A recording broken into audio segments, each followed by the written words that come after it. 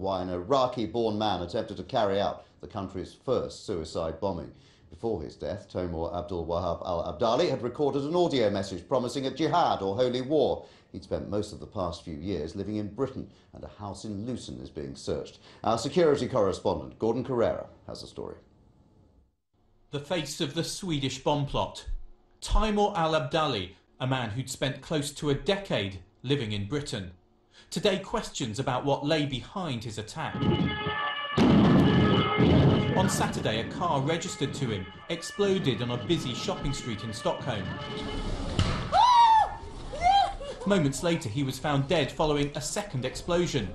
A suicide bomber, but one who'd failed to kill anyone else. Police raided al-Abdaly's house in Luton last night. His family was still living there. Neighbours say they hadn't seen him for nearly a month. At a local mosque, they remember him attending 3 years ago. When al-Abdaly tried to spread extremist views, they confronted him and he stormed out. They didn't inform the police. We could not categorise him as a terrorist. We couldn't categorise him as someone who's harmful because initially when we looked at what he was saying, it could just have been his political views. Part of me does question, did I spend enough time with him? Should I have really exposed him publicly and made him storm out? Maybe perhaps I should have stayed with him and worked more with him. Police searches are continuing here today. Neighbours talk about an ordinary family man, but the security services will be investigating how and when he might have been radicalised and, crucially, who else he might have been in contact with.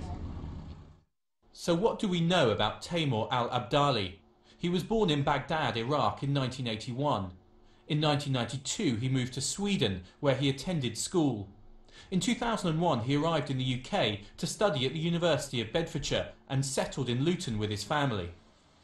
Moments before his devices exploded, al-Abdaly sent an email saying he was protesting the publication of cartoons of the Prophet Muhammad and the presence of Swedish troops in Afghanistan. Swedish prosecutors say they now want to establish whether or not he was working alone. We should suppose that he had others behind him if they are accomplices or just have inspired him to it in some religious way or something else.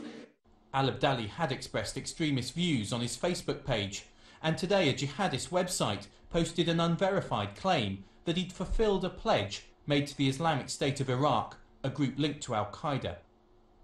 Was he a lone radical or part of a wider conspiracy? Investigators in Sweden and Britain will be trying to find out. Gordon Carrera, BBC News, Luton. Well, joining me now is Alexander Meleagrou-Hitchens, a research fellow at the International Centre for the Study of Radicalisation at King's College, London. Do you think he was acting alone? And if so, what does this tell us about the way militants are operating in Europe now? Well, it remains to be seen if he was acting alone or not. The involvement of explosives suggests perhaps he wasn't. But if he was, in fact, following orders, this would be part of al-Qaeda's strategy to continue 9/11 style big attacks. Otherwise, if he was acting alone, it's likely that he's following the current instructions that we're seeing a lot of the English language propaganda material from al-Qaeda, which says essentially do what you can to kill as many people as possible. If that means 1, if that means 10. Do not contact anyone, stay alone, make no organizational contact. We saw in May the attack on Stephen Timms by Russian al-Abdaly was completely unconnected organizationally, though ideologically there was a large network of supporters online. It looks like he was certainly active on the online radical community, one which has a number of figures such as Anwar al-Awlaki who regularly call for these type of operations, particularly actually in his case against cartoonists. So. And if he wasn't part of a cell, if he was acting alone, that's very difficult for the intelligence services to detect. Well, yes, I mean, one of the reasons why al-Qaeda is approaching this two-pronged strategy is because although the large-scale attacks are generally easier to track, especially because if you move around big explosives or other types of materials, they do get picked up.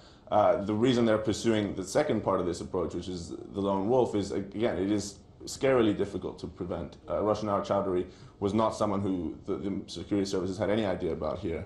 And it makes a lot of sense because the impact is often just as big, even if no one's killed. We see what kind of effects these things can have both on business, economy, travel, as well as sort of communal relations, the sort of rise of the far right. In fact, in Luton, we've seen that in direct response to what they see as aggression. And Luton, of course, not far from London, is one area where the intelligence services have been worried in the past, haven't they? Because they know there is some radicalism amongst the Muslim community there. Indeed. Well, in the last 12 years, we know of at least 7 instances of British Muslims being involved in Islamist or terrorist-related convictions.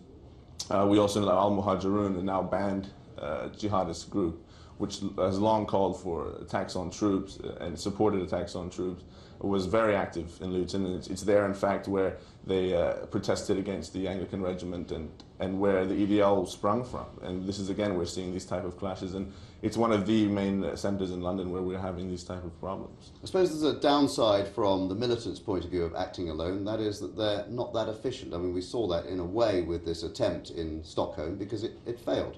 Yes, and that's a testament to, I think, the success of our security services and of our governments who have managed to at least mitigate it to this extent.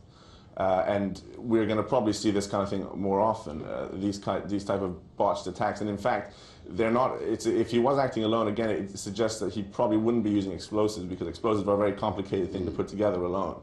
And this is what makes me think that maybe he wasn't acting completely on his own. Otherwise, he would have done something like what they recommend, for example, taking a knife to someone or just attaching a butcher blade to the front of your car and mowing down Christmas shoppers. I mean, this is the kind of stuff they're telling them to do. But if it is this idea of a lone attacker, as you suggest, then this could be the start, and in fact we may have seen it, as you mentioned earlier, with the attack on Stephen Timms, a Labour member of Parliament, earlier in the year, of just these very small assaults, which are potentially very dangerous. Absolutely. I mean, as you said, it's not the start. This thing has been going on, and what I tell people is to get used to it, because this is going to continue, no doubt. Thank you very much indeed for joining us. Police in France have detained a 17-year-old youth who'd been holding a number of young children and their teacher hostage at a nursery school in the city of Besançon, close to the